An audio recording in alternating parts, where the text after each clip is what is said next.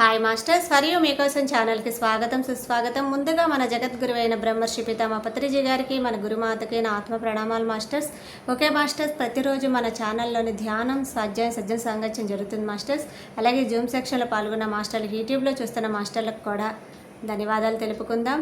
Okay masters, ఈరోజు మన ఛానల్కి సీనియర్ పిరమిడ్ మాస్టర్ గారైన గీతాలక్ష్మి గారు మండపేట నుంచి వచ్చారు. మేడం గారిని సాదరంగా ఆహ్వానించుకుందాం. ఈరోజు మేడం చెప్పబోయే టాపిక్ భగవద్గీత శ్లోకాలు వివరణ మాస్టర్స్. ఈ గొప్ప ఆత్మజ్ఞానం అందించడానికి మేడం గారికి వెల్కమ్ చెప్దాం. నమస్తే మేడం, వెల్కమ్ మేడం. ఓకే అండి, మండపేట అండి మాది. వచ్చి 18 years అయిందండి. 18 సంవత్సరాలు అవుతుంది పూజ చేసుకున్నాను. నాకు ధ్యానము తెలియక ముందే నాకు భగవద్గీత పరిచయం జరిగిందండి. భగవద్గీతని గురువు గారి దగ్గర 5 సంవత్సరాలు నేర్చుకోవడం జరిగింది. 5 సంవత్సరాలు కూడా గురువుతో ఆశ్రమాలు, గురువు అనేది మాకు కుటుంబంలో ఆశ్రమాలు ఎక్కువ అండి. ఆశ్రమ భక్తులం అన్నమాట మేము ఎక్కువ. ఆ వేలో మేము ఉండేవాళ్ళం అందరం కూడా. నాది అసలు ఛత్తీస్గఢ్ అండి, ఆంధ్ర కాదు. అక్కడ కోడలు అనమాట. అనుకోకుండా ఎందుకు వచ్చామో తెలియదు, ఈ తూర్పుగోదావరి జిల్లా రావడం జరిగింది. ఇక్కడికి వచ్చిన తర్వాత అద్భుతంగా ధ్యానం దొరికింది. అది కూడా ఒక మెరాకిల్గానండి మా బాబు ద్వారా. బాబు ఏంటంటే క్రికెట్ కి వెళ్తూ ఊరి చివరి ఎక్కడో ఉన్న గ్రౌండ్ లో క్రికెట్ ఆడుతూ పిరమిడ్ని చూశాడండి. అంటే 18 ఏళ్లకి ముందు, అంటే అక్కడ అసలు ఓపెన్ ప్లేస్ అండి అదంతా కూడా. అక్కడ ఆ ఊరి చివరిన పిరమిడ్ని చూసి, అమ్మ అక్కడ ఏదో ఆశ్రమంలా ఉందన్నారండి. అంటే మా అత్తయ్య గారు, మేము అందరం అనమాట. ఇంకెందుకంటే ఆశ్రమాన్ని విడిచిపెట్టేసి ఛత్తీస్గఢ్ వదిలేసి ఆంధ్ర వచ్చాము. ఇక్కడ ఏంటి పూజలే ఉన్నాయి కానీ గురువు అనేది లేరు అని ఫీల్ అయ్యే టైంలో నాకు అద్భుతంగా 3 నెలల్లో జరిగిందండి మెడిటేషన్ అనేది. అద్భుతంగా ఆ 3 months లో నాకు బాబు ద్వారా అక్కడ వెళ్ళడం, చూడడం చాలా బాగా నచ్చిందండి. కానీ కిందని బుక్స్ ఎక్కువ ఉంటాయండి, లైబ్రరీ ఉంటుంది, పెద్ద హాల్ అన్నమాట. చాలా బాగుంటుందండి. మండపేటలో పిరమిడ్ అద్భుతంగా ఉంటుంది. కిందని క్లాసెస్ అన్ని జరుగుతాయి, పైన ఓన్లీ మెడిటేషన్ చేసుకోవచ్చండి. అయితే ఒక 3 months వరకు కూడా, ఎందుకంటే క్లాసులు వింటున్నాను, నెల వెళ్ళేదాన్ని, క్లాసులు వినేదాన్ని. కానీ ఆ పైన ఉన్న పిరమిడ్ లోనికి వెళ్ళాలంటే ఎందుకో టెన్షన్, భయం వేసేది. చీకటిగా ఉంటది, ఆ లోన్కి వెళ్తే ఎవరు ఎక్కడ కూర్చుంటారో తెలియదు, చీకటిలో కూర్చోవాలంట అనే ఇలాంటి ఆలోచనలతో ఆ లోన్కి వెళ్ళడానికి ఒక 3 months పట్టిందండి. అట్లా నాకు ధ్యానము పరిచయం అవడం, ఆ ధ్యాన పరిచయం ద్వారానే నా జీవితాన్ని, నేను కూడా ఒక హౌస్ వైఫ్ నండి, చాలా భయాలు, దుఃఖాలు, టెన్షన్లు, ఇబ్బందులు, వీటితోనే నా పరిచయం మొదలైంది. అట్లా నా పరిచయం ఎప్పుడైతే మొదలైందో అనుకోకుండా ఎంతో మార్పు మేడం. ఎంత మార్పు అంటే, నేనైనా ఈ రోజు ఇన్ని క్లాసులకు వెళ్తున్నాను, ఇన్ని ఊర్లు వెళ్తున్నాను, ఇంత చక్కగా ప్రచారం చేస్తున్నాను, నేనైనా అనిపిస్తా ఉంటది. ఎందుకంటే అంత ధైర్యము ధ్యానంలో వచ్చిందండి. భగవద్గీత పారాయణాలు చేశాము, విష్ణు సహస్రనామాలు చదివాము. అది ఒక పూజకి అది పరిమితం అయిపోయింది, కానీ మనలో ఉన్న ధైర్యం అనేది బయటికి రాలేదండి. అలాంటి ధైర్యాన్ని నేను ధ్యానంలోకి వచ్చిన తర్వాత పొందడం జరిగిందండి. గీత అనేది అద్భుతమైనదండి. భగవద్గీత నా సబ్జెక్టే భగవద్గీత అండి. అసలు చిన్నప్పుడు మా తాతయ్య గారు కాశీ వెళ్ళి ఒక పుస్తకం తెస్తే, భగవద్గీత పుస్తకం తెచ్చి మాచే చదివిస్తే నోరు పలికేది కాదు. ఆయన ఏం చేశారంటే టక్మని తలకాయ మీద కొట్టి, ఏం చదువుతున్నారు, ఏం స్కూల్కి వెళ్తున్నారు, ఇలాగా మీ జీవితాలు ఉన్నాయి అని ఆయన కొడితే మళ్ళా మరుసటి రోజు ఆయన రూమ్ వైపు వెళ్ళేవాళ్ళం కాదు, ఎందుకంటే మళ్ళా చదివిస్తే కొడతారేమో అని. అదే భగవద్గీత ఈ రోజు నా జీవితంలో నా పేరుని మార్చేసిందండి, గీతాలక్ష్మిగా మార్చేసింది. ఈ తూర్పుగోదావరి జిల్లా వచ్చి ఒక లక్ష్మి, రాణా లక్ష్మి ఉన్న నేను ఈ రోజు గీతాలక్ష్మిగా మారాను అంటే నాకు ప్రకృతి ఇచ్చిన గాడ్ గిఫ్ట్ కింద భావిస్తానండి. నామకరణం జరిగింది. ఎక్కడైనా వెస్ట్ గోదావరి, తూర్పు గోదావరిలో గీతాలక్ష్మి గారు మండపేట అనగానే అర్థమయ్యేది, నా ఫేస్ గుర్తు వస్తుందండి. అట్లా ఒక గుర్తింపునంటూ నాకు ఇచ్చింది భగవద్గీత, ధ్యానమునండి. ధ్యానం అయితే ఇంకా అద్భుతం అండి. కొత్త స్టార్టింగ్ లో అయితే చాలా విపరీతంగా చేసేవాళ్ళం, ఇప్పుడు కూడా చేస్తున్నామండి. ఎర్లీ మార్నింగ్ ఎక్కువ చేస్తున్నాము, పగలు కుదరట్లేకపోయినా ఎర్లీ మార్నింగ్ చేస్తున్నాము. అట్లాగే భగవద్గీత ఎందుకు నేను అనుకున్నా, ఇక్కడికి వచ్చిన తర్వాత స్టార్టింగ్ లో ఎవ్వరూ కూడా భగవద్గీత గురించి మాట్లాడుకోవడం నేను వెళ్ళలేదండి.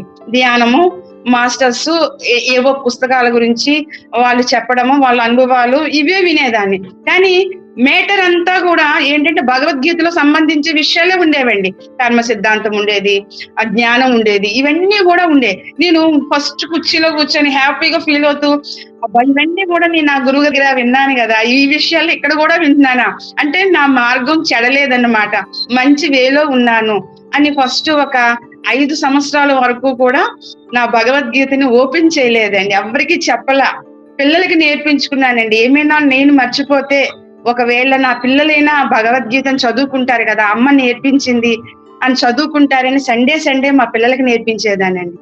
నిజంగా ఒక సినిమా స్టోరీలా ఉంటుందండి అంతా కూడా చెప్పుకుంటే. కానీ ఇప్పుడు మాత్రము ఒక ప్రౌడ్ గా ఫీల్ అవుతున్నానండి. ఎందుకంటే ఒక మదర్ గా, ఒక ఉమెన్ గా ఈ రోజు ఎంతో మందిని చూస్తూ ఉంటే బాబోయ్ వీళ్ళందరూ కూడా ఇన్ని త్యాగాలు చేసి ఇట్లాగయ్యారా అనిపించే నేను, ఎవరైనా ప్రయత్నం చేస్తే ఒక త్యాగమూర్తులుగా మారొచ్చు. ప్రయత్నం ఒక్కటే చెయ్యాలండి, ఇంకేమీ అవసరం లేదు. సమయాన్ని ఇవ్వాలి, ప్రయత్నం చేయాలి.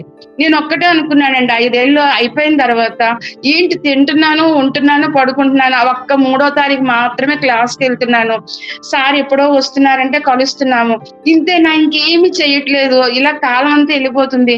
అప్పటికే 32 సంవత్సరాలు వచ్చేసాయి. ఏమి చేయకుండా ఒకవేళ చచ్చిపోతానేమో, అసలు ఏమి మనకంటే ఒక స్టాంప్ ఉండదేమో అని భయం వేసిన తర్వాత మా గురువు గారు ఒకే ఒక సాధన అండి, ఆయన దగ్గర నేర్చుకున్న సాధన ఏంటి అంటే, ఆయన ఆశ్రమం నుంచి వాళ్ళ ఇంటి దగ్గర నుంచి మా ఇంటికి వచ్చేలాగా ఆయన ఈ దారిలో ఎంత మంది కనిపిస్తే అంతమందికి కూడా కూర్చొని పెట్టేసి భగవద్గీత ధ్యానాన్ని చెప్పేవారండి. శ్లోకాలు వాళ్ళకి అర్థం కాకపోయినా అందులో ఉన్న జ్ఞానాన్ని చెప్పేవారు.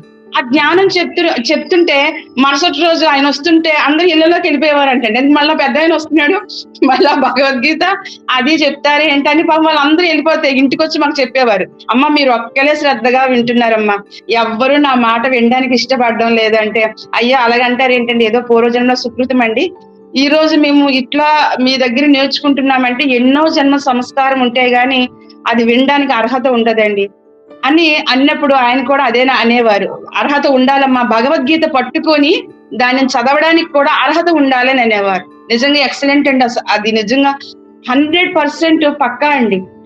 అది అర్హత ఉన్న వాళ్ళ ఇంటిలో భగవద్గీత ఉంటుందండి.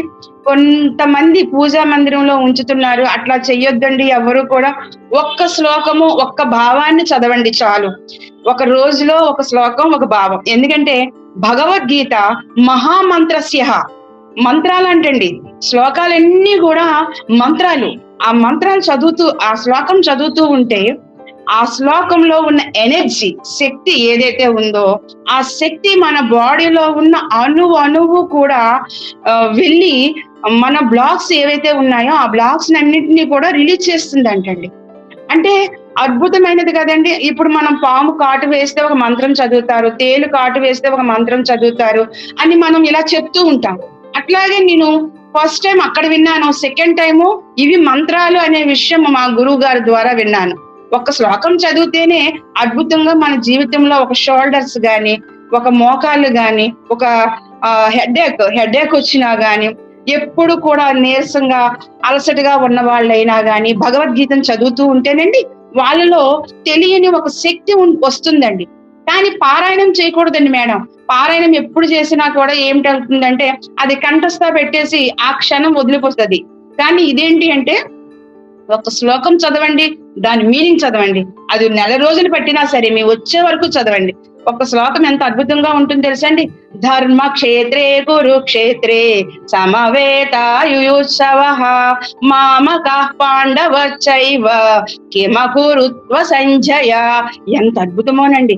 ధర్మ క్షేత్రములోనికి వెళ్ళిన వాళ్ళందరూ కూడా ఎట్లా ఉన్నారయ్యా సంజయ అని ధృతరాష్ట్రుడు కళ్ళు లేనివాడు జ్ఞానం ఉన్నవాడిని అడుగుతూ ఉన్నాడు అనమాట. అక్కడ క్వశ్చన్ వేశాడు. జ్ఞానం ఉన్నవాడు ఎలాంటి వాడు అంటే ఇంద్రియాలన్నింటినీ కూడా నిగ్రహించుకోగలిగిన శక్తి ఉన్నవాడు అనమాట. అలాంటి శక్తి ఉన్న వ్యక్తిని అడుగుతున్న వ్యక్తి ఎలాంటి వాడు? ఇంద్రియాలు కళ్ళు లేనివాడు, చక్షువులు లేనివాడు అడుగుతున్నాడు అనమాట. అక్కడ ఎంత మెరాకిల్ చూడండి.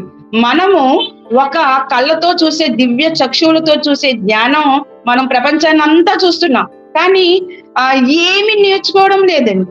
కానీ కళ్ళు లేకుండానే ఎక్కడ ఏ వస్తువులు ఉన్నాయి, ఎవరు వస్తున్నారు అని వినికిడి శక్తితో, బుద్ధితో, సూక్ష్మ బుద్ధితో ధృతరాష్ట్రుడు ఎంతో జ్ఞానవంతమైన వాడండి. ఒక్కటి ఆ తన వాళ్ళు అనే ఒక్క మమకారంలో తాను ఉండిపోయి తన తనకున్న జ్ఞానాన్ని అంతటినీ కూడా మర్చిపోయాడు. ఇక్కడ కూడా మనము నేర్చుకోవాల్సింది కూడా అదే. మనకు కళ్ళు ఉన్నాయి, చక్కగా చూస్తున్నాం, చక్కగా ధర్మాన్ని చెప్పగలుగుతున్నాం, అయినా కూడా అసత్యంలోనే మనము జీవిస్తూ ఉన్నాము. అలాంటి అసత్యంలో జీవిస్తూ ఉన్న మన అందరము కూడా అక్కడ జ్ఞానాన్ని నేర్చుకోవడానికి గురువుని అనేవాడిని తీసుకోవాలి.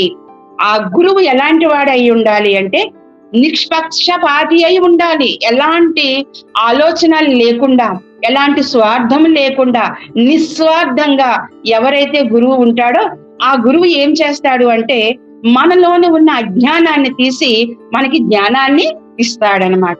అక్కడ కూడా ధర్మక్షేత్రము అంటే, క్షేత్రం అంటే ఈ శరీరం అండి. ఈ శరీరాన్ని క్షేత్రంగా గుర్తిస్తాడనమాట. ఈ శరీరం ఎలాంటిదంటే ధర్మముతో కూడుకున్న ఈ శరీరము. ఈ శరీరము ఎప్పుడు కూడా ఆ సత్యమైన ధర్మమైన పనులే చేస్తూ ఉండాలంటండి. గుడులకి వెళ్ళడము, ఆశ్రమాలకి వెళ్ళడము, గురువులు ఎక్కడున్నారో వాళ్ళ దగ్గరికి వెళ్తూ ఉండడము, వాళ్ళని పరామర్శిస్తూ ఉండడము, వాళ్ళని వాళ్ళకి సేవ చేస్తూ ఉండడము, వాళ్ళు చెప్పిన విషయాలను ఏకాగ్రతగా వింటూ ఉండడము, ఇలాంటి విషయాలన్నింటినీ కూడా వాళ్ళు ఎంతో శ్రద్ధగా వెళ్ళడానికి శరీరము మనకి భగవంతుడు ఇచ్చినప్పుడు మనం ఏం చేస్తున్నామండి, ఈ క్షేత్రాన్ని ధర్మం తప్పుతూ ఉన్నామన్నమాట. ఎంత కాలము మనము ఈ శరీరాన్ని ధర్మం కోసం ఉపయోగించామో ఒక్కసారి ఆలోచించండి. ఎప్పుడైనా సరే ఆ గుడికి వెళ్తామంటే ఈరోజు సోమవారం ఏదో వెళ్ళాలి, ఈరోజు బుధవారం ఏదో వెళ్ళాలి, ఈరోజు గురువారం ఏదో వెళ్ళాలి అని అనుకుంటున్నామే తప్పించి మనలోని ఉన్న ఒక శ్రద్ధ, ఈ రోజు ఒక గురువు దగ్గరికి వెళ్తున్నాను, ఆయన ఏం చెప్తాడు, ఆయన దగ్గర ఏమి నేను నేర్చుకోవాలి, ఆయన ఈ రోజు ఏమైనా మెసేజ్ ఇస్తారా నాకు అని విషయాల్ని మనం క్లారిటీగా తెలుసుకోవాలండి. ఆ క్లారిటీగా తెలుసుకున్నప్పుడు మనం వెళ్ళగానే అక్కడ ఏదో ఒక మెసేజ్ మనకు వస్తుందండి. నిజంగా సార్తో కలవడానికి మేము అందరం వెళ్ళేటప్పుడు ఎప్పుడైనా సరేనండి మాకు అట్లాగే జరిగేది. సార్ ఏం చెప్తారు, సార్ ఈరోజు ఏం మాట్లాడతారు, సార్ ద్వారా మనం ఏం వినాలి అని ఏమైనా మనకి ఒక మెసేజ్ వస్తుందా అని ఆలోచించినప్పుడు నిజంగానండి ఏ థాట్తో వెళ్ళే వాళ్ళమో మాకు ఆ మెసేజ్ ఆయన ద్వారా, లేకపోతే ఆయన ఎవరికో మెసేజ్ ఇవ్వడం ద్వారా అయినా మాలో ఉన్న సంశయాలన్నీ కూడా క్లియర్ అయిపోతూ ఉండేవండి. అంటే ఈ క్షేత్రంలో ఉన్న జీవుడు ఏం చేశాడు, తనకి కావలసిన ఆహార పదార్థాలని తను తీసుకోవడం అనేది జరిగింది. అది అంటే ఏంటి, అక్కడ గురువు దగ్గరికి ఈ శరీరాన్ని పట్టుకెళ్ళినప్పుడు ఆ లోన ఉన్న పరమాత్మ ఏం చేశాడు, ఆ హంస ఆత్మతో మమేకమయ్యి అక్కడ ఉన్న జ్ఞానాన్ని పొందాడు. క్షేత్రము అనగానే మన శరీరాన్ని ఎప్పుడు పవిత్రంగా ఉంచుకోవాలండి. నాకు మెడిటేషన్ లోకి వచ్చేటప్పుడు మన బాడీని మనం హీలింగ్ చేసుకోవాలి, మన బాడీతో మనం మాట్లాడాలి అని అన్నప్పుడు నాకు అనిపించేది, మన బాడీతో మనం ఏం మాట్లాడతాము, ఎలా మాట్లాడతాము, ఏం చెయ్యాలి అని అనిపించేది. కానీ ఇప్పుడు ధ్యానం చేసి భగవద్గీతని అండ్ ఇప్పుడు ఈ క్లాసెస్ ని ఇవన్నీ అర్థం చేసుకుంటే అప్పుడు రెండు ఒకటే అని అనిపించేది. రెండు ఒకటే, రెండులో భేదం ఏమీ లేదు అని నాకు మనసుకి అనిపించినప్పుడు నిజంగా అప్పుడు అనిపించిందండి. 5 ఏళ్ళు పట్టిందండి నాకు ఈ భగవద్గీతని ఎక్స్ప్లెయిన్ చేయడానికి. 5 ఏళ్ళు నాకు పట్టింది. 5 ఏళ్ళలో నేను నా భగవద్గీతని అందరికీ చెప్తాను. ఎవరు అర్థం చేసుకున్నా అర్థం చేసుకోకపోయినా నేను చెప్పడం అనేది ముందు మొదలు పెడితే ఆటోమేటిక్ గా ఏదైనా జరుగుతుంది అనే ఒక దృఢమైన సంకల్పానికి వచ్చినప్పుడు, మేడం ఓకేనా?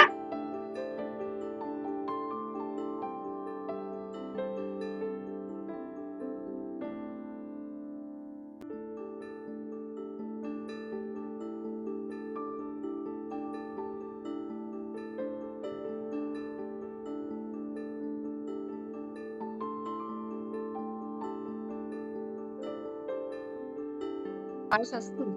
Okay okay. అట్లా 5 ఏళ్ల తర్వాత భగవద్గీతని నా గురువులు ఏదైతే నేర్పించారో దానిని అందరికీ చెప్పాలి, అందరికీ కూడా ఎక్స్‌ప్లెయిన్ చేయాలి అనే మంచి ఉద్దేశంతో భగవద్గీతని చెప్పడం అనేది మొదలు పెట్టానండి. మొట్టమొదట హాఫ్ డే క్లాసులు తీసుకోవడం. హాఫ్ డే క్లాసులు తీసుకున్న తర్వాత నెమ్మదిగా 1 డే క్లాసులు తీసుకోవటం. అలా నా జర్నీ స్టార్ట్ అయ్యిందండి. భగవద్గీత ధ్యానం అనేది అద్భుతంగా ఈ రోజు వరకు కూడా భగవద్గీతని పూర్తిగా 18 అధ్యాయాలు కూడా చెప్పగలిగిన స్థితికి చేరుకోగలిగానండి. నాకు తెలియకుండానే నా మనసులో ఒకటి అనిపిస్తూ ఉండేదండి, ఎప్పుడు కూడా అనిపించేదన్నమాట.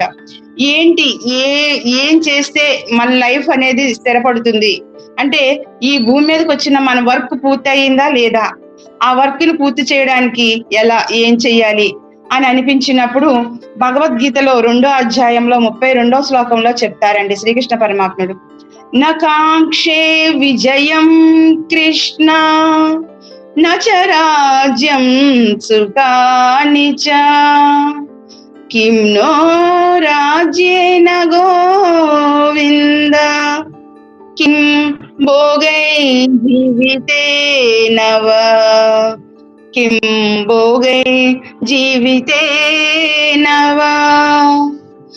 అర్జునుడు అడుగుతాడనమాట. ఎంత జ్ఞానాన్ని చెప్తూ ఉన్న కృష్ణుడు కూడా అర్జున్లో ఉన్న మాయ తొలగదండి. అనేక జన్మ సంస్కారాలు అనేవి మనలో ఉంటాయి. అట్లాగే అర్జునుడికి జ్ఞానం ఉంది, ధైర్యం ఉంది. ఎన్నో జన్మల నుంచి ఇద్దరు కూడా రావడం జరుగుతుంది, అర్జునుడు కృష్ణుడు కూడాను. అయినా సరే తనలో ఉన్న భయం అనేది ఒకానొక క్షణంలో ఆ యుద్ధ భూమిలోనికి రాగానే ఏమైంది అంటే, ఆ భయం అనేది ఆయనలో మొదలయ్యింది అనమాట. ఆ భయం మొదలవగానే ఏం చేశాడంటే, బావా ఏం చేయలేకపోతున్నానయ్యా, నువ్వు చెప్పేవన్నీ కూడా ఎంతో హాయినిస్తున్నాయి, ఎంతో బాగుంది, కానీ ఎట్లా అనే నాలో ఉన్న భయాన్ని చంపుకోవాలి అంటే నాకు చాలా విజయం కృష్ణ, నాకు విజయము వద్దు, వీర స్వర్గము వద్దు, నేను నా స్వజనాన్ని చంపుకొని బతకడము కష్టంగా ఉంది అని అన్నాడు. అది చాలా నచ్చిందండి నాకు. ఆ శ్లోకంలో ఉన్న భావము ఎంత నచ్చింది అంటే, స్వజనము అంటే మనము అనేక జన్మల నుంచి ఆత్మతో అంటుకొని వస్తుందంటండి. అంటే ఆత్మతో సమానంగా కొన్ని కర్మలు మనం తీసుకొని వస్తాం, దానినే స్వజనము అంటామన్నమాట. ఆ స్వజనము అంటే ఏమిటి, ఇక్కడ ఈ భూమి మీదకి వచ్చి నేను ఏ వర్క్ చేయడానికైతే వచ్చానో దానిని గుర్తు చేసుకొని దానిని మళ్ళీ మొదలు పెట్టడమే స్వజనము. అక్కడ అర్జునుడు కూడా అదే అడుగుతాడు, నా స్వజనాన్ని నేను చంపుకొని ఈ యుద్ధము చేసి ఆ యుద్ధంలో వచ్చిన సుఖము, ఆనందము, ఆ భోగాలు నాకు అవసరం లేదయ్యా అని ధనుర్బాణాలన్నీ కూడా యుద్ధ భూమిలో విడిచిపెట్టేస్తాడు. ముందు కూడా చెప్పడండి, యుద్ధానికి రెడీ అయినప్పుడు నీ సహకారం కావాలి కృష్ణ అని కృష్ణుడిని అడిగినప్పుడు కృష్ణుడు కూడా చెప్తాడనమాట, అనేకమైన సైన్యాలు ఉన్నాయ్యా, ఏది కావాలో కోరుకో అంటే, అసలు ఏమీ వద్దు, నువ్వు ఒక్కడవే నాకు రథసారథిగా ఉంటే చాలు అని అంత ధైర్యంగా చెప్పిన వ్యక్తి యుద్ధ భూమిలోకి రాగానే ఏం చేశాడు, తనలోన ఉన్న ఆ భయం అనేది రిలీజ్ అయిందండి. అంటే అక్కడ తను అనుకోకుండా ఏదైతే మనం చేస్తూ ఉంటామో, అంటే చూడండి, ఒక ప్లానింగ్ ఉండదు, ఏమీ ఉండదు, కానీ ఒక హ్యాపీగా ఒక ఎంజాయ్ చేస్తూ ఒక ప్రయాణం చేస్తాం. కొంతమంది అంటూ ఉంటారు, కాశ్మీర్ నుంచి కన్యాకుమారి వరకు సైకిల్ మీద వెళ్ళొచ్చామని, వాళ్ళ చెవిలో రూపాయి లేదంటారు. కానీ ఎట్లా వెళ్ళొచ్చారు, వాళ్ళ ఒక ప్లానింగ్ లేదండి, వెళ్ళాలి, గమ్యం అంటే వాళ్ళకి ఉంటుంది, గమ్యం కాశ్మీర్ కన్యాకుమారి, ఎట్లాగైనా ఒక ప్రయాణం చేసి తీరాలి అనే ఒక లక్ష్యాన్ని పెట్టుకుంటారు. ఇక్కడ కూడా అర్జునుడు కూడా అదే లక్ష్యంతో ఉన్నప్పుడు మనకి కూడా అదే చెప్తున్నాడు, మనము కూడా ఒకే లక్ష్యం మీద ఈ భూమి మీదకి వచ్చాము. ఆ లక్ష్యం ఏమిటి అంటే, మన స్వజనాన్ని చంపుకోవద్దు. స్వజనము అంటే మనకి ఇష్టమైన దానిని ఏం చెయ్యాలనుకుంటే కొంతవరకు అనుకుంటా, ఆ పిల్లలు పెద్దవాళ్ళు అవని, పిల్లలు చిన్నోళ్ళు కదా తర్వాత చేద్దాం, తర్వాత పిల్లలు చదువులు అయిపోతే తర్వాత చేద్దాం, నెక్స్ట్ ఇంకా వాళ్ళ పెళ్లిళ్ళు అయిపోతే తర్వాత చేద్దాం, లేక ఇంకా వాళ్ళ పిల్లలు పుడితే తర్వాత చేద్దాం, ఇట్లా వెళ్ళిపోయి లాస్ట్ కి 60-70 వచ్చేస్తాయండి. 60లో కూడా కొద్దిగా యాక్టివ్ గా ఉంటాం, 70 వస్తాయి. ఏమో ధ్యానంకి వస్తావా అంటే, ఏముందమ్మా మోకలు పెట్టేసాయి అమ్మ, కదలలేకపోతున్నాం. ఇంకేం చేస్తాం, ఇంకెప్పుడు నేర్చుకుంటాం. ఆ షాక్ రావాలండి, కరెంట్ షాక్ చూడండి, తెలియకుండా మన స్విచ్ పట్టుకోగానే టక్కమని కొడుతుంది. ఆ మెరుపు అనేది మన హృదయ స్థానంలో రావాలి. ఆ మెరుపు అనేది అక్కడ యుద్ధ భూమిలో ఉన్న అర్జునుడికి వచ్చినప్పుడు కృష్ణుడు ఎంత సులువుగా తనలో ఉన్న ఆ అజ్ఞానాన్ని తీయడానికి ప్రయత్నం చేస్తాడండి. 18 అధ్యాయాల్లో కూడా తాను ముందు శుభ్రం చేస్తాడు. శుభ్రం అంటే ఏంటి? అనేక జన్మల్లో తను తెచ్చుకున్న దుఃఖాన్ని, భయాన్ని, పిరికితనాన్ని అంతటినీ కూడా విడిచిపెట్టడానికి, తను శుభ్రం చేయడానికి 18 అధ్యాయాలు చెప్తూ ఉన్నప్పుడు నాకు అనిపించింది, అరే అక్కడ అంత జ్ఞానాన్ని నేను 5 సంవత్సరాలు నేర్చుకొని వచ్చి ఇక్కడికి ఎవరికి చెప్పకుండా ఒక్కరికైనా నేను నేర్చుకున్న భగవద్గీత చెప్పకపోతే ఎట్లాగా అనుకున్నప్పుడు ఒకరోజు 1 డే క్లాస్ లో ఒక మేడం వస్తే అడిగాను, మేడం భగవద్గీత కూడా చెప్పొచ్చా అండి అంటే, భగవద్గీత చెప్పొచ్చా అని ఎందుకు అడిగాను అంటే, అప్పట్లో ఎవరి నోట్లోంచి భగవద్గీత అనే మాట మన స్పిరిచువాలిటీలో వినలేదండి. ఆ విషయం అనుకుని అడిగినప్పుడు మేడం అన్నారు, మేడం ఇప్పుడు భగవద్గీత ఎవరు వింటున్నారండి, అది పారాయణ గ్రంథంగా ఉంది కానీ అది ఎవరు వినట్లేదండి అన్నారు. ఓకే, అయితే ఇంకా నాకు టైం రాలేదన్నమాట చెప్పడానికి, ఇంకా టైం కావాలి. అంటే టైం ఎందుకు కావాలి అంటే, నాలో ఇంకా అరిషడ్ వర్గాలు ఉన్నాయండి, లోన చాలా భయం ఉంది, చాలా దుఃఖం ఉంది. ఈ భయము దుఃఖము దీనిని నేను ఇంకా విడిచిపెట్టుకోవాలి అంటే గోదావరి పుష్కరాలు రావాలి నాకు. ఇప్పుడు పుష్కరాలు వస్తే సార్ గుర్తొస్తున్నారు. నా భగవద్గీత ఫస్ట్ టైం సార్ నోటి నుంచి విన్నానండి. ఉగాది టైంలో వశిష్ఠ గౌతమి దగ్గర అక్కడ వర్క్ చేస్తున్నప్పుడు రిసెప్షన్ దగ్గర ఉన్నప్పుడు సార్ నోటి నుంచి భగవద్గీత శ్లోకాలు వింటూ ఉంటే కళ్ళంటి నీళ్ళు వచ్చేసాయి. నేను ఇంతవరకు ఉన్నది ఇందుకోసమా? గురువు ఆజ్ఞ లేనిదే ఏమీ లేదు, ఆయన ఆజ్ఞ ఉండాలి నాకు. ఆయన చెప్తున్నాడు భగవద్గీత, ఇంక నేను చెప్పొచ్చు, ఇంక ఇష్టంగా చెప్పొచ్చు, ఎవరు అడిగినా కూడా సార్ చెప్తున్నారు కదా నేను కూడా చెప్తాను అని ఆ రోజు నిజంగా హార్ట్ఫుల్ గా ఇంకా నిర్ణయించేసుకున్నానండి. ఇంక ఎట్లాగా ఉన్నా కూడా నా భగవద్గీత అందరికీ చెప్పొచ్చు. మళ్ళీ దానికి ఒక ఆన్సర్, ఒక క్వశ్చన్ ఉంటుందండి. ఎక్కడ ఆలోచిస్తున్నాను నేను? అశోచాన్వశోచస్వం ప్రజ్ఞావాదాం సభాససే గతాసు నగతాసు నంచ నాను శోచంతి పండితా. గుర్తొచ్చిందండి శ్లోకం, ఎంత బాగా గుర్తొచ్చిందో. దేని గురించి ఆలోచిస్తున్నాను నేను? భగవద్గీత చెప్పడానికి అర్హత ఎంచుకుంటున్నాను నేను, నాకు చెప్పలేనేమో అనుకుంటున్నాను. అరే గతం గురించి ఆలోచిస్తున్నాను, ఎవరు వింటారో వినరా, లేకపోతే దీని గురించి ఎవరైనా ఏమైనా కామెంట్ చేస్తారని ఆలోచిస్తున్నానేంటి? ఈ ఆలోచనలన్నీ కూడా అవసరం లేదు. నేను నేర్చుకున్న, నా గురువు దగ్గర నేర్చుకున్న ఆ భగవద్గీతని అందరికీ ఎక్స్ప్లెయిన్ చేద్దాము అని నా మొట్టమొదట క్లాస్ నా ఫ్రెండ్ కి చెప్పుకున్నానండి. ఆ అమ్మాయి అయితే ఎట్లా ఎన్ని క్వశ్చన్లు వేసేదో, అదేంటండి ఇదేంటండి అని చెప్తున్నప్పుడు ఎంత ఓపిగ్గా చెప్పేదాన్నో. ఇదంతా కూడా ఈ స్టోరీ అంతా ఇలా ఉంటుందండి, అట్లా ఉంటుందండి. భగవద్గీత అనేది మహా అద్భుతమైనదండి. ఇది ఒక చనిపోయేటప్పుడు అక్కడ పెట్టుకొని వినడానికి కాదండి భగవద్గీత. మనం ఊహ వచ్చినప్పటి నుంచి కూడా, ఊహ తెలిసినప్పటి నుంచి కూడా భగవద్గీతను చదవాలండి. చిన్నప్పటి నుంచే భగవద్గీతను చదవాలి అని వాళ్ళకి చెప్పడం జరిగింది. అక్కడ భగవద్గీతలోనే ఫస్ట్ చెప్తాడండి ఆయన, భగవద్గీత ఎట్లాంటిది ఏంటి అసలు. నిజంగా ఒక ఇన్స్టాగ్రామ్ లో, యూట్యూబ్ లో ఒక చిన్న పిల్లోడు, ఇస్కాన్ పిల్లోడు వస్తాడు, ఒక ప్రోగ్రామ్ కి వస్తాడు. ఒక హిందీ ప్రోగ్రామ్ అన్నమాట అవుతూ ఉంటుంది, డ్యాన్స్ ప్రోగ్రామ్ అవుతుంది. ఆ ప్రోగ్రామ్ కి ఆ అబ్బాయిని గెస్ట్ గా పిలుస్తారు. ఆ అబ్బాయి చిన్నోడు చక్కగా పంచి కట్టుకొని వస్తాడు. వచ్చి చేతిలో భగవద్గీత ఉంటుంది. ఆ మేడం అడుగుతుంది, అసలు గీత ఏంటి, భగవద్గీత అసలు ఏంటి, భగవద్గీత అసలు దాని మీనింగ్ ఏంటి అనేసి అడిగినప్పుడు నిజంగా 5 ఏళ్ళు కూడా ఉండవండి ఆ అబ్బాయికి. ఎంత క్లారిటీ చెప్పాడో నేనే ఆశ్చర్యం అయిపోయాను. అబ్బా, ఏమంటాడు, ఒక వస్తువు మార్కెట్ లో కొనడానికి వెళ్తున్నప్పుడు ఆ వస్తువు మీద రాసి ఉంటుందంట, ఈ వస్తువు ఎలా వాడాలి, ఈ వస్తువు ఎందుకు పనికొస్తుంది అని రాసి ఉంటుంది. సేమ్ భగవద్గీత కూడా అలాంటిదే. భగవద్గీత మనది భగవద్గీత మన కోసము శ్రీకృష్ణ పరమాత్ముడు నిర్ణయించి ఇచ్చింది. భగవద్గీత మన కోసం ఇచ్చింది అనగానే 5 ఏళ్ళు పిల్లోడు ఎన్ని జన్మల సంస్కారం ఉంటే గాని కిలోనాపై రాసి ఉంది, ఆట వస్తువులపై రాసి ఉంది, ఒక వస్తువుపై రాసి ఉంది, దాని వాడికి ఎలా వాడాలని. మరి భగవద్గీత గురించి రాసి ఉంది కదా, మరి మనం ఎందుకు చదవడం లేదు భగవద్గీత? మనం ఎందుకు భగవద్గీతని అది కొంత వయసు అయిన తర్వాత చదవాలి, లేదు అంటే చనిపోయిన వాళ్ళ దగ్గర పెట్టి వినాలి? ఎవడు వింటాడండి చనిపోయిన వాళ్ళ దగ్గర పెడితే? వచ్చే వాళ్ళు వింటారా, లేకపోతే చనిపోయిన వాళ్ళు వింటాడా? చనిపోయిన వాడు జన్మంతా కూడా ఏం విండు, ఏమీ చెయ్యడు. వాడు చనిపోతాడు. ఆ పొని లెగిసి వింటాడా, పొని చెవులు వింటాడా? లోన ఆత్మే లేనప్పుడు ఆ అర్థం ఏమి ఇంక తెలుస్తుంది? ఇంకా వచ్చేవాళ్ళు పరామర్శించుకొచ్చేవాళ్ళు ఇంకా ఆ గీత గురించి ఏమంటారండి? మనం ఎందుకు పెడుతున్నాము? మన సంస్కారాన్ని మనమే ఒక హీనమైన స్థితిలోనికి పెట్టుకుంటున్నాం. భగవద్గీత ఏమి చెప్పారు? గీత అంటే నేర్చుకునేది, నేర్పించబడేది. నేర్చుకుంటే మనం ఆటోమేటిక్ గా నేర్పించబడుతుందండి. ఎలాగ ఉండాలో చెప్తుంది.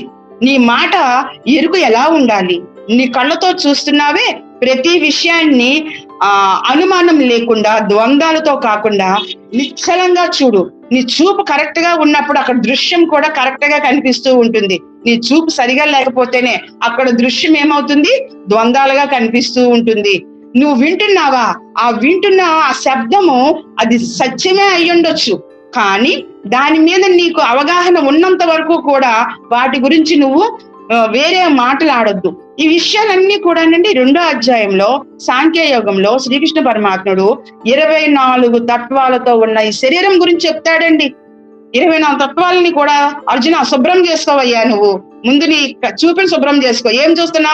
నా వాళ్ళందరూ యుద్ధ భూమిలో ఉన్నారు, నా వాళ్ళు, నా గురువులు, నా తాతలు, నా తండ్రులు, నా అన్నదమ్ములు, నా పెదనాన్నలు, నా సైన్యం అంతా, నా ప్రజలందరూ ఉన్నారు అనే ఒక్క చూపుతో చూస్తున్నాం. కానీ ధర్మం చూపుతో చూడు. ధర్మం చూపు ఏంటి అంటే ఇదే ఆఖరి యుద్ధం. వాళ్ళందరూ కూడా ఎవరైతే వచ్చారో ఈ భూమి మీద ఇంకా వాళ్ళు ఉండడానికి ఇంకా అవకాశం లేదు. వాళ్ళ అధర్మాలు ఎక్కువైపోయాయి. వాళ్ళని అనుసరిస్తూ ఎవరైతే ధర్మాన్ని కూడా అధర్మంగా చూపిస్తూ ఉన్నారో ఆ కురుక్షేత్రంలో ఆ మహిసభలో ద్రౌపదికి జరిగిన అవమానాన్ని వాళ్ళందరూ కూడా సహించి ఎందుకు ఊరుకున్నారు? అప్పుడు గురువులు లేరా? అప్పుడు తాతలు లేరా? అప్పుడు ఎంతమంది జ్ఞానులు లేరా? వాళ్ళందరూ ఎందుకు ఊరుకున్నారయ్యా? ఇప్పుడు నువ్వెందుకు అవన్నీ ఆలోచిస్తున్నావు? అలాంటి వాళ్ళ గురించి నువ్వు ఎందుకు ఆలోచిస్తున్నావు అని కృష్ణుడు అడుగుతూ ఉన్నప్పుడు ఆయనలోని తెలియకుండానే ఒక ఫీల్, ఒక ఎనర్జీ, అంటే కరెక్టే కదా. అక్కడ ఎవరో కూడా ధర్మాన్ని కాపాడడానికి ఎవరూ రాలేదు. ఎవరో ఆఖరికి వచ్చారు. ఎవరైతే ధర్మాన్ని కాపాడాలనుకున్నాడో ఆయనే మళ్ళా రావడము, ఆ ద్రౌపదిని తనని ఒక స్త్రీని తాను ఆదుకోవడం అనేది జరిగింది. అదే సత్యాన్ని నువ్వు ఒక్కసారి మైండ్ లో తెచ్చుకో. గతాన్ని చూసుకో, ఒకసారి రివిజన్ చేయి. గతం అంటే ఏంటి అంటే మనకి పనికొచ్చే గతాన్ని గుర్తు చేసుకోవాలండి. పనికిరాని గతాన్ని అయితే మనకు అవసరం లేదు. గతంలో నేను 2 కార్లు ఉండేవి, 6 బిల్డింగ్లు ఉండేవి, కోటీశ్వరుని, ఇప్పుడు ఇలా అయిపోయినంటే అవసరం లేదు. ఇప్పుడు నువ్వు మారడానికి నీలో ఉన్న అహాన్ని చంపుకొని ఈ రోజు నువ్వు ఏదైతే గతంలో తప్పులు చేసావో అవన్నీ సరి చేసుకోవడానికే మన దగ్గర నుంచి అన్ని తీసుకుపోతాడంటండి కృష్ణుడు. ఆయన చెప్తాడు నిజంగా ఇస్కాన్ ఆ పుస్తకంలో అయితే అదే చెప్తాడు. నీ దగ్గర ఉన్నవన్నీ నేను తీసుకుపోతున్నాను. అర్థం అంటే ఏంటంటే నిన్ను క్లీన్ చేస్తున్నాను అనమాట. నీలో ఉన్న అహంకారాన్ని తీసేస్తున్నాను, నీలో ఉన్న దుర్గుణాలన్నింటినీ తీసేస్తున్నాను. అవన్నీ పోతూ ఉంటేనే నువ్వు క్లీనింగ్ అవుతుంటావు. మనం చక్కగా చెప్పుకుంటాం. ఒకసారి రాయి ఉంది, ఆ రాయిని ఏం చేస్తామంటే శిల్పానికి తయారు చేయడానికి తెచ్చుకున్నాం. ఆ రాయిని ఏం చేస్తాం? చక్కగా చిన్న సుత్తి పట్టుకొని చెక్కడం మొదలు పెడతాం. ఆ చెక్కుతున్నప్పుడు వేస్ట్ అన్నీ వెళ్ళిపోగానే ఆ రాయి ఎంత అందంగా కనబడింది. అయోధ్యలో రాముడు చూస్తేనే అద్భుతంగా ఉంటాడు. అబ్బా, బాలరాముడు అప్పట్లో ఇంత అందంగా ఉండేవాడా? ఆ చెక్కేవాడెవడు? ఆయనే. ఇలా మనకి కూడా విషయాలు అనేవి గతము మనకి పనికొచ్చేది ఏదైతే ఉందో దాని గురించి ఆలోచిద్దామండి. పనికిరాంది వద్దు. గతంలో నేను జ్ఞానవంతురాల్ని, గతంలో నేను ఎక్కడ నేను ఆగిపోయానో అక్కడి నుంచి నేను మళ్ళీ ఇప్పుడు మొదలు పెడతాను. కొంతమంది మేము ప్రచారానికి వెళ్ళి 108 దైవ క్షేత్రాలు చేస్తున్నామండి, ధ్యాన భీమఖండము అని చెప్పి చేస్తూ ఉన్నాం. అంటే వీటిని కూడా గతం ఏదైతే ఉందో గతాన్ని ఆయన విడిచిపెట్టమని చెప్తాడు. ఈ గతము మంచిది అనుకున్నాము, ఏదైతే అనుకున్నామో ఆ మంచిదైన దాన్ని నువ్వు గుర్తు ఉంచుకొని ఏదైతే చెడు ఉందో ఆ చెడుని విడిచిపెట్టే అర్జున అని చెప్పినప్పుడు నిజంగా చాలా ఆనందం వస్తుందండి. నిజంగా ఇది అర్జునుడి కోసం కాదు, మన కోసమే ఆయన చెప్పినట్లుగా ఉంది అని విషయాన్ని తెలుసుకుంటామండి. మన కోసమే ఆయన చెప్తున్నాడు ఈ జ్ఞానాన్ని అంతా కూడా. ఎలా చెప్తున్నాడు అంటే మనలోను ఉన్న అనేకమైన విషయాలను అన్నింటినీ కూడా మనము క్లారిటీగా వాటిని మనము విడిచిపెట్టుకోవాలి. మనకు మనంగానే విడిచిపెట్టుకోవాలండి. ఎవరో వస్తారు వాళ్ళ ద్వారా మనం నేర్చుకుందాము అని అనుకున్నామా అంటే అస్సలు పాసిబుల్ అవ్వదండి. ఈ రోజు అంటే మనం ప్రతి దగ్గర నేర్చుకుంటున్నాం, ఒక్కొక్క దగ్గర ఒక్కొక్కటి నేర్చుకుంటున్నాం. ఒక విషయాన్ని విడిచిపెట్టాలి. నిజంగానండి ఫస్ట్ టైం నేను మెడిటేషన్ లోకి వచ్చినప్పుడు నేను అనుకునేదాన్ని అనమాట, ఈ రోజు ఈ విషయాన్ని నేను విడిచిపెట్టుకోవాలి, నేను ఈ రోజు ఇది నేర్చుకోవాలి, నేను ఇలా ఎరుకుతూ ఉండాలి, ఈ రోజు నుంచి నాలో ఉన్న భయాల్ని నేను తొలగించుకోవాలి. ఆ భయాలను తొలగించుకోవడానికి నిజంగానండి జర్నీ ఎంతో ఉపయోగపడుతుందండి. మెడిటేషన్ జర్నీ అనేది నిజంగా ఏ సంస్థలో కూడా ఇలాంటిది ఎక్కడా లేదండి. మనకు ఉన్నంత స్వేచ్ఛ గాని, మనకు ఉన్నంత ఏమంటారు అనుభవాలతో కూడిన మాస్టర్స్ గాని, ఎంతో స్నేహభావంతో ఉన్న వ్యక్తులు గాని ఎవ్వరు కూడా ఏ సంస్థలో కూడా లేరండి. ఇక్కడ ఈ జర్నీలో మనము ప్రయాణం చేసినప్పుడు మనలో ఉన్న అనేకమైన చెడైనా మంచైనా కూడా నేర్చుకోవడానికి ఒకటే ఒక ప్లాట్ఫారం దొరుకుతుందండి. ఆ ప్లాట్ఫారం మనం ప్రయాణం చేసినప్పుడు మనకి మంచి ఆలోచనలతో వెళ్తే మనకి అలాంటి వాళ్ళే దొరుకుతూ ఉంటారండి. అలాంటి స్నేహితులు దొరుకుతారు, అలాంటి మాస్టర్స్ దొరుకుతారు, అలాంటి ప్లేసులకు మనం వెళ్తూ ఉంటాము. ఇలాంటివన్నీ కూడా మనము అనుకొని ఎప్పుడైతే ప్రయాణం చేస్తూ ఉంటామో మనకు కావలసింది ఏది కావాలో అది గురువు మనకి ఇవ్వడం జరుగుతుంది అంటండి. నిజంగా నా జీవితంలో కూడా అసలు బస్సు ప్రయాణము ఎక్కడెక్కడికి వెళ్ళాలో ఏం చెయ్యాలో కూడా తెలిసేది కాదండి. ఫస్ట్ స్టార్టింగ్ లో ఈ ఊరు వచ్చిన తర్వాత మా వారితో వెళ్ళడమే, మా వారితో రావడమే తప్పించి ఎక్కడైనా ప్రయాణాలు అయితే అత్తయ్య గారి ఇంటికైనా లేకపోతే మా ఇంటికైనా వెళ్ళాలి అంటే ఆయనతో వెళ్ళడమే, ఆయనతో రావటం, పిల్లలు మేమంతే. కానీ సింగిల్ గా ప్రయాణం చేయడం అనేది నా లైఫ్ లో ఎప్పుడు జరగలేదు. కానీ ఈ క్లాసులు చెప్పడం ఎప్పుడైతే మొదలు పెట్టానో అప్పటి నుంచి ఏమైందంటే సింగిల్ ప్రయాణం. ఒక ఫోన్ నెంబర్ తీసుకోవటం, ఆ ఫోన్ నెంబర్ ద్వారా అక్కడ ఆ ఊరు తెలియదు, ఆ చేతి మీదో పేపర్ మీదో రాసుకొని ఏమండి బస్సు ఇక్కడ ఊరు వస్తే ఆపండి, నేను దిగాలి అని చెప్పి కొన్ని దగ్గర అయితే ఆయన అనేవాడు, ఏమ్మా ఈ ఊరు వచ్చినా ఇంకా దిగలేదేంటి అని దెబ్బలాడేవాడు. అసలు ఆ ఊరు వస్తుందో లేదో కూడా తెలిసేది కాదు. లేదండి కొత్తగా డిష్ సైడ్ రావడం అంటే ఇంకా అదొక అంటే ఒక్కొక్క విషయాన్ని నేర్చుకోవడం అనేది మొదలు పెట్టాను అనమాట. లోన ఉన్న భయాన్ని విడిచిపెట్టి నాకు నేనుగా ప్రయాణం చేయడం మొదలు పెట్టా. నిజంగా మా ఫ్రెండ్స్ అందరూ కూడా అదే అంటుంటారు. వాళ్ళు కూడా సరిగా నేను వెళ్ళే ఊర్లు వాళ్ళు వెళ్ళలేదేమోనండి. పలానా ఊరు వెళ్తున్నాను క్లాస్ కంటే, అది ఎక్కడ ఉందా ఊరు అని అడుగుతూ ఉంటారు వాళ్ళు. అలాంటి అద్భుతమైన జర్నీని ఒక ప్లాట్ఫామ్ ని మన గురువు గారు మనకి బ్రహ్మర్షి పితామహ ఇవ్వడం జరిగిందండి. నిజంగా సార్ వస్తున్నారు అన్నా, సార్తో కలవాలి అన్నా కూడా నిజంగా చాలా హ్యాపీగా అనిపించేదండి. ఫస్ట్ టైం సార్ నేను ఫ్లూట్ మ్యూజిక్ తో చూడడం జరిగింది. ఆ ఫ్లూట్ మ్యూజిక్ లో నేను ధ్యానంలో ఉన్నాను. అప్పటికి ఇంకా సార్ రాలేదు, వస్తారు ఇంకా అని చెప్పడంతోనే అందరం ధ్యానంలో ఉన్నాము. ధ్యానం చేస్తున్నాము. ధ్యానం చేస్తూ చేస్తూ చేస్తూ మంచి ఫ్లూట్ వినిపిస్తూ ఉంది, మ్యూజిక్ వినిపిస్తూ ఉంది. ఎవరో ఏదో పెట్టినట్లున్నారు, మ్యూజిక్ పెట్టినట్లున్నారు అనుకున్నా. ఈలోగా ఓకే అని చెప్పడం, కళ్ళు తెరవడం, నిజంగా ఎదురుగా గురువు గారిని ఫస్ట్ టైం ఫిజికల్ గా చూడడం.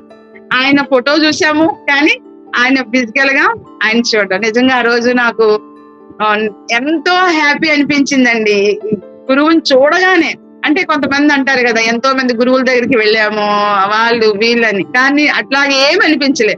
నా గురువు ఇతనే అనిపించడం, వెళ్ళి షేక్ హ్యాండ్ ఇవ్వడం. ఎందుకంటే మా ఆశ్రమాల్లో మా దగ్గర గురువులైతే అస్సలు ముట్టుకోవడానికి లేదండి, పాదాలు కూడా ముట్టుకోవడానికి ఉండదు. ఎంతో దూరం ఉండి వాళ్ళని నమస్కారం చేస్తాము, లేదంటే సాష్టాంగ నమస్కారాలు దూరం నుంచే చేస్తాము. కానీ ఇట్లా దగ్గరికి వెళ్ళి షేక్ హ్యాండ్ ఇవ్వడం, పట్టుకోవడం అనేది ఫస్ట్ మోడల్ గురువు గారు మన గురువు గారు అనమాట. అంతటి అద్భుతమైన మోడల్ గురువు గారు మన లైఫ్ ని కూడా మోడల్ గా ఉంచారండి. అంటే మోడల్ గా ఉన్నా కూడా సాంప్రదాయం కనిపిస్తా ఉంటది. అలాంటి గురువు దగ్గరికి నేను రావడం అనేది జరిగింది. మళ్ళా ఎందుకు మనము ఇది నేర్చుకున్నాను, ఇదంతా చెప్తున్నాను, కానీ ఒకానొక సమయంలో మళ్ళా నా శక్తిని, నా బలాన్ని కూడా నేను కోల్పోతున్నాను. అంటే ఏదైనా సిచ్యువేషన్ వచ్చినప్పుడు గాని, ఏమైనా సమస్యలు వచ్చినప్పుడు గాని, లేదు అంటే ఏదో ఒకటి, ఏదైనా పిల్లల ద్వారా అయినా ఏదో ఒకటి సంథింగ్ వచ్చినప్పుడు మళ్ళీ డల్ అయిపోతున్నాను అంటే నాలో ఎనర్జీ పూర్తిగా డౌన్ అయిపోతుంది అని అర్థం. ఇలా ఎప్పుడైతే నేను అనుకుంటూ ఉన్నానో అప్పుడు నాకు ఎనర్జీ బూస్టింగ్ లాగా సార్ వచ్చేవారండి. నిజంగా మండపేట అయినా వచ్చేవారు, వశిష్ఠ అయినా వచ్చేవారు. వచ్చి ఆయన్ని వెళ్ళి కలిసి మళ్ళా ఆయనతో, అంటే ఆయన మాట్లాడుతూ ఉన్నప్పుడు, ఏదైనా స్పీచ్ ఆయన చెప్తూ ఉన్నప్పుడు నేను ఎక్కడ లో అయిపోయానో ఆ ఆన్సర్ నాకు అక్కడ ఆయన మాటల ద్వారా దొరికేది. ఆ దొరకగానే మళ్ళీ బూస్టింగ్ అన్నమాట, ఫుల్ బూస్టింగ్ వచ్చేది బాడీ అంతా కూడా. వచ్చి ఇంకా నేను అన్ని చేయగలను, ఇంకా నేను అన్ని చక్కబెట్టుకోగలను, నా విషయాలు నేను చక్కబెట్టుకోగలను, నేను వెనుక ఉండకూడదు ఎప్పుడు కూడా అని నిజంగా పిల్లల్ని శాఖాహారులుగా, తనని శాఖాహారులుగా, జ్ఞాన కుటుంబంగా నా కుటుంబాన్ని నేను మార్చుకోవడం జరిగింది. అట్లాగే శ్రీకృష్ణ భగవద్గీతలో కూడా ఎన్నో విషయాలు చెప్తాడు. కర్మ సన్యాస యోగం అని చెప్తాడు. అంటే నువ్వు కర్మ చేస్తూనే దానిని సన్యసించాలి. నిజంగా చాలా కష్టం అండి. ఎందుకంటే పని చేస్తున్నాము, ఇంట్లో చక్కబెట్టుకుంటున్నాము, మళ్ళీ బయట క్లాసులు పోవాలి, ఏ సాయంత్రంకో వస్తాము, మళ్ళీ ఇంట్లోకి రాగానే మళ్ళీ ఇంట్లో ఉన్న వాళ్ళందరినీ కూడా చక్కబెట్టుకోవాలి, ఎవరి మీద టెన్షన్ చూపించకూడదు, ఏం చేయకూడదు. దానికోసము మంచి శ్లోకాలు ఉన్నాయండి. యజ్ఞదా చరతి శ్రేష్ఠ తత్ ప్రయాణం కురితే లోక సదను వర్తతే. ఎవరు అయితే శ్రీకృష్ణ చెప్తున్నాడండి, మనము ఆత్మజ్ఞానం ఉన్న గురువులు గాని, శాస్త్రజ్ఞులు గాని, ఎవరైనా పెద్దవాళ్ళు ఉంటారు చూడండి, వాళ్ళైనా గాని, వాళ్ళందరినీ కూడా నంటండి మనం అనుసరిస్తూ ఉంటామంట. ఆత్మజ్ఞానం తెలిసిన వాళ్ళని ఎవరైతే అనుసరిస్తూ ఉంటారో యజ్ఞ చరతి శ్రేష్ఠ, శ్రేష్టమైన మార్గంలోనికి మనము ప్రవేశించిన వాళ్ళం అవుతామంటండి. అంటే మన గురువు గారు ఏం చెప్పారు? శ్వాస మీద ధ్యాస, ధ్యానము, అట్లాగే మనం ఎలా జీవించాలి, అందరితో ఎంత స్నేహంగా ఉండాలి, మనం ఉన్న దాంట్లో ఎంత తృప్తిగా ఉండాలి, ఇలాంటి విషయాలన్నీ కూడా ఎక్కడ నేర్చుకున్నాం? సారు ఆయన అనుభవాలు, అమ్మ స్వర్ణమాల అమ్మ అనుభవాలు, ఎంతో సీనియర్ మాస్టర్స్ కొన్ని బుక్స్ చదివి వాళ్ళు చెప్పే అనుభవాల ద్వారా ఇవన్నీ కూడా నేర్చుకున్నాం. అంటే మన ముందున్న వాళ్ళు ఎవరైతే ఉన్నారో వాళ్ళందరి దగ్గర కూడా మనము జ్ఞానాన్ని నేర్చుకోవడం జరిగింది. ఆ జ్ఞానాన్ని ఇప్పుడు మనం ఏం చేస్తున్నాము? ఆచరిస్తూ ఉన్నాం. యజ్ఞదా చరతి శ్రేష్ఠ తత్ ప్రమాణం కురితే లోక తదను వర్తతే. అర్జున, నువ్వు నేను ఇప్పుడు చేస్తున్న ఈ కర్మ ఏదైతే ఉందో, ఈ జ్ఞానం నీకు చెప్తూ ఉన్నానే, ఈ జ్ఞానం ఏదైతే ఉందో దీనిని రాబోయే కాలంలో ఎవరైతే ఉంటారో వాళ్ళందరూ కూడా దీనిని అనుసరిస్తారయ్యా. నీవు చెప్పే విషయాలని, నువ్వు వింటున్న విషయాలని, నేను చెప్పే విషయాలని కూడా వాళ్ళు అనుసరిస్తూ ఉంటారయ్యా. అందువలన మనము ఎంతో ఎరుకుతో చెయ్యాలి కర్మని అనేది చెప్తున్నప్పుడు, అవును కదా, నిజమే, ఇదంతా కూడా మనం సారం చూసి అనుసరిస్తున్నాము. నేను గతంలో మా గురువులను చూసి అనుసరించేదాన్ని, ఇప్పుడు మా అమ్మ నాన్నలు చూసి కొన్ని అలవాటు చేసుకున్నాను, కొన్ని స్నేహితుల ద్వారా అలవాటు చేసుకున్నాను, ఇలా చుట్టుపక్కల వారి ద్వారా ఏది మంచి ఏది చెడు అనేది అలవాటు చేసుకున్నాను. ఇవన్నీ కూడా ఏంటి అంటే శ్రేష్టమైనవి ఏవైతే ఉన్నాయో, అంటే మనకి పనికి వచ్చే విషయాలు ఏవైతే ఉన్నాయో ఆ విషయాలన్నింటినీ మనం సేకరిస్తూ చక్కగా వాటిని అనుసరిస్తున్నాం అన్నమాట. వాటిని ఫాలో అవుతున్నాం. మనము ఫాలో అవుతున్నప్పుడు మనల్ని చూసి మన పిల్లలు కూడా ఫాలో అవుతూ ఉంటారు, మన పక్క వాళ్ళు ఫాలో అవుతూ ఉంటారు, మన స్నేహితులు ఫాలో అవుతూ ఉంటారు, మన తోటి మాస్టర్స్ కూడా మనల్ని ఫాలో అవుతుంటారు. అరే, గతంలో ఈమె ఎలా ఉండేది, ఇప్పుడు ఎలా ఉంది, గతంలో ఈమె నాకు ఇప్పటికీ అంటూ ఉంటారండి, మాకు బండపేటలో మాస్టర్స్ అంటూ ఉంటారు, మీరు ఫస్ట్ వచ్చేటప్పుడు చాలా నెమ్మదిగా కామ్ గా ఉండేవారు, ఇప్పుడు క్లాసు అని నోరు ఇప్పితే ఎప్పుడు ఆపుతారా తెలియకుండా అంత చక్కగా చెప్పేస్తా ఉంటారు. ఎన్ని విషయాలు చెప్తున్నారు, ఎన్ని మంచి విషయాలు మేము తెలుసుకుంటున్నాము అని వాళ్ళు చెప్తున్నప్పుడు నిజంగా చాలా ప్రౌడ్ గా ఉంటుందండి. అబ్బా, ఇంత అద్భుతమైన ఆ ఆ, జ్ఞానాన్ని ఇంత చక్కగా అందరూ కూడా నన్ను ఫాలో అవుతున్నారు, అంటే నన్ను గమనిస్తూ ఉన్నారు వీళ్ళందరూ కూడా అని అన్నప్పుడు నాకు ఇంకా బాధ్యత వచ్చేస్తుంది అనమాట. ఇంకా బాధ్యతగా ఉండాలి. ఆ బాధ్యత అనేది మనలోకి ఎప్పుడైతే వస్తూ ఉంటుందో ప్రతి విషయం మీద ఎరుకు ఉంటామండి. ఇంకా ప్రతి విషయాన్ని ఎరుకుతో చేస్తూ ఉంటాం. ఎరుక ఎంత చక్కగా ఉంటుందంటే, ఒక మాట్లాడుతున్నప్పుడు ఇప్పుడు ఏంటి మాట్లాడుతున్నాను, కరెక్ట్ గా మాట్లాడుతున్నాను కదా, 10 మందిలో ఉన్నప్పుడు కరెక్ట్ గా వ్యవహరిస్తున్నాను కదా. అట్లాగే మన పిల్లలతో ఏవైనా గాని కోపంలో గాని లేకపోతే ఏదైనా అది వాళ్ళు మన చెప్పిన మాట వాళ్ళు వినలేదు అన్నప్పుడు గాని కోపం వస్తూ ఉంటుంది. వచ్చినప్పుడు గతంలో అయితే ఇంకా తిట్టలే అనమాట, తిట్టడం కొట్టడం కూడా పిల్లలు చేసేసేదాన్ని, ఎందుకంటే మాట వినడం లేదు ఇలాగనే. కానీ ఇప్పుడు ఎలా అనిపిస్తుంది అంటే, ఒక మాట కూడా వాళ్ళకి చెడుగా అనకూడదు, ఎందుకంటే యద్భావమే తద్భవతి. నీ భావాలు ఏవైతే ఉన్నాయో, నీ ఆలోచనలు ఏవైతే ఉన్నాయో అలాగే మన లైఫ్ ఉంటుంది అనే విషయం ఉంది నా దగ్గర, తెలుసుకున్నాను. అంటే వాళ్ళతో చాలా కరెక్ట్ గా అనమాట వాళ్ళకి చెప్పడం ఏంటి, వాళ్ళతో చేయించడం ఏంటి, వాళ్ళు ఆ విధంగా మారాలని నేను కూడా ప్రతి క్షణము కూడా మారుతూ ఉండడము, రోజు రోజుకి ఒక కొత్తదనం అనేది మనలోనికి ఉండాలండి, మనలో ఉండాలి, ఒక కొత్తదనం ఉండాలి. ఈ రోజు ఒక కొత్త చీర కట్టుకున్నాను ఫంక్షన్ కి అని చూస్తాం, ఈ రోజు పెళ్లికి వెళ్దాం అనుకుంటున్నాను, ఇది కట్టేస్తాను అది కట్టేస్తాను, ఆ పెళ్లిలో ఇది కట్టేసుకున్నాను, ఈ పెళ్లిలో ఇది కట్టేసుకున్నాను, ఈ రోజు కొత్తగా ఏమైనా ఉంటే బాగున్నాను అనుకుంటాం. అది ప్రాపంచికమైనది. కానీ ఆత్మపరంగా ఏంటంటే, ఈ రోజు నేను కొత్తగా కనబడాలి, ఈ రోజు నాలో ఎనర్జీ కొత్తగా ఉండాలి, ఈ రోజు నేను ఒక కొత్త విషయాన్ని తెలుసుకోవాలి, ఈ రోజు నేను కొత్తగా మాట్లాడాలి. ఏంటి ఆ కొత్తగా మాట్లాడడం అంటే, ఒక కార్యక్రమం మనము ప్రాజెక్ట్ మొదలు పెట్టాము, ఒక వర్క్ మనం చేయాలనుకుంటున్నాము, ఆ వర్క్ లో ఎంత కాన్ఫిడెన్స్ గా ఉండాలి, ఆ వర్క్ చేస్తున్న మనతో ఉన్న వాళ్ళందరూ కూడా మనం ఎలా వాళ్ళని చూడాలి, వాళ్ళతో మనం ఎట్లా ప్రవర్తించాలి, వాళ్ళందరినీ ఒకేలాగా మనం అందరినీ కూడా తీసుకొని రావాలి. ఇలా ఒక ప్రాజెక్ట్ మనం చేయడానికి వెళ్తున్నప్పుడు దాని లోటుపాట్లు అన్నింటినీ కూడా కొత్తదనంగా అనమాట, కొత్తదనంగా ఎప్పుడైతే చేస్తూ ఉంటామో మన చుట్టూ కూడా బెల్లం దగ్గర ఈగలు ఎట్లా ఉంటాయో అట్లాగా వస్తారు మేడం. ధ్యానులు అందరూ కూడా వస్తారండి, కొత్త వాళ్ళు వస్తారు. కొత్త వాళ్ళు రావడానికి ఏంటంటే మనలో కొత్తదనం ఉంది.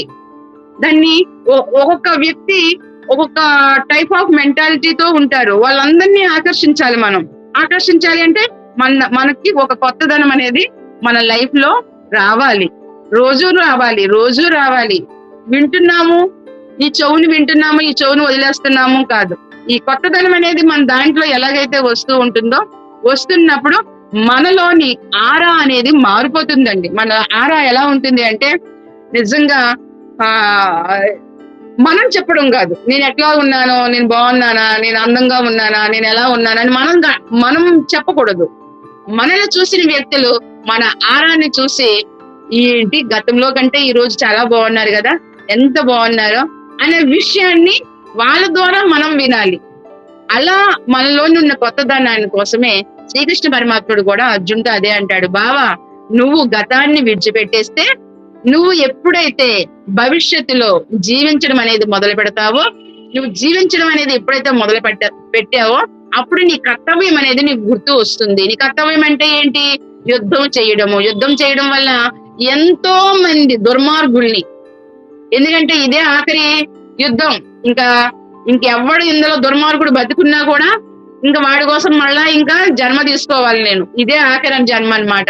ఈ ఆఖరి జన్మ ఇక్కడతో ఫినిష్ అవ్వాలి, మళ్ళా వీళ్ళ కోసం నేను మళ్ళీ రాకూడదు. అందుకే వీళ్ళందరినీ కూడా ధర్మయుద్ధముగానే, ఎందుకంటే ప్రతి క్షణము కూడా ఒక్కొక్కరు ఒక్కొక్క పనిని ఆయన లైఫ్ లో చేస్తారు. అర్జునుడు లైఫ్ లో అందరూ కూడా ఎందుకు అంటే దానికి కారణం ఉంది. కార్యకారణ సంబంధము అనే సులువుగా చెప్పేస్తాం, కానీ కార్యకారణం ప్రతి గురువుతో కూడా ఉంది, అక్కడ తాతతో ఉంది, అక్కడ ఎవరు దుర్యోధనుడితో ఉంటుంది, అక్కడ ప్రజలతో కూడా ఉంటుంది, వీళ్ళందరూ అన్నదమ్ములతో కూడా, పంచ పాండవులతో కూడా ఆయనకి కర్మ సిద్ధాంతం అనేది ఉంది కాబట్టి ఆ కర్మ సిద్ధాంతాన్ని ఈ జన్మలోనే మార్చుకోవాలి, ఫినిష్ అయిపోవాలి, పూర్తి అయిపోవాలి. అందుకోసమే అని చెప్పి అర్జున నువ్వు స్థితప్రజ్ఞుడు, ఇక స్థిరంగా ఉండవయ్యా. ముందు నువ్వు స్థిరంగా ఉంటే నీ ఆలోచనలన్నీ కూడా స్థిరంగా ఉంటాయి. ఎంత అద్భుతమోనండి భగవద్గీత అంతా కూడా. కర్మ సన్యాస యోగంలో నిజంగా చెప్తాడనమాట. బ్రహ్మణ్యాధాయి కర్మాణి సంఘం త్యక్త కరోతి యః పద్మపత్ర మీమాంబస. ఎలా ఉంటుంది అంటే, నువ్వు తామరాకు మీద నీటి బొట్టు వలె ఉండాలి. ఆ నీటి బొట్టు వలె నువ్వు ఎప్పుడైతే జీవించడం మొదలు పెడతావో ఆ తామరాకు అంటుకోకుండా ఉంటుంది. ఆ ఉన్నంత సమయం కూడా మెలమెలా మెరిసిపోతూ ఉంటుంది ఆ నీటి బొట్టు ఆ తామరాకు మీద. ఎంత స్వచ్ఛంగా శుద్ధంగా ఉంటుందో. మళ్ళీ ఎక్కడ కలిసిపోయింది? ఆ తను ఎక్కడి నుంచి అయితే వచ్చిందో మూల ప్రకృతి నుంచి మళ్ళీ ఆ నీటిలో కలిసిపోతుంది.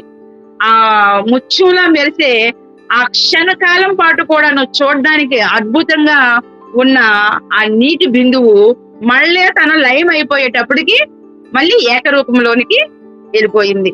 అట్లాగే మనం కూడా ఈ జీవితం తీసుకున్న మనము కూడా తామరాకు మీద నీటి బొట్టు వలె సంసారంలో ఉంటూ కూడా సంసారాన్ని అంటుకోకుండా ఎంతో జ్ఞానాన్ని తెలుసుకొని ఆ జ్ఞానంతో అనుభవాలను పొందుతూ ఆ అనుభవాల ద్వారా కొన్ని కర్మలు చేస్తూ ఆ కర్మల ద్వారా ఎంతో జ్ఞానాన్ని పొందుతూ మన జీవితాన్ని ముందుకు తీసుకెళ్లడం అనేది అద్భుతమండి.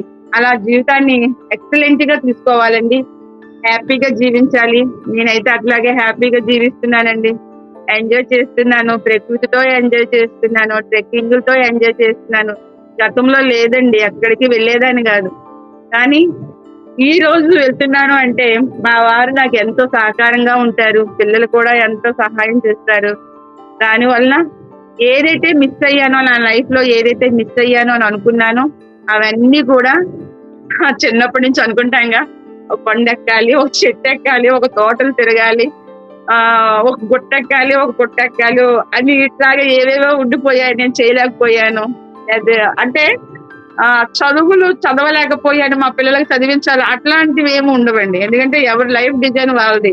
వాళ్ళ లైఫ్ డిజైన్ ఏదనుకొని వచ్చారో అది వాళ్ళు సాధిస్తారు. నేను ఏదనుకున్నానో సాధించాలి కదా. వాళ్ళ కోసం నా జీవితాంతం కూడా నా లైఫ్ ని వేస్ట్ చేసుకోకూడదు. ఎందుకంటే సగం కాలం అయిపోయింది, ఇంకొన్నది కాస్త సమయంలోనైనా నేను ఏది పొందాలి అని ఈ భూమి మీదకి వచ్చానో దాన్నే పొందాలి అని అనుకుంటున్నాను మేడం. పొందుతున్నాను, హ్యాపీగా ఎంజాయ్ చేస్తున్నానండి.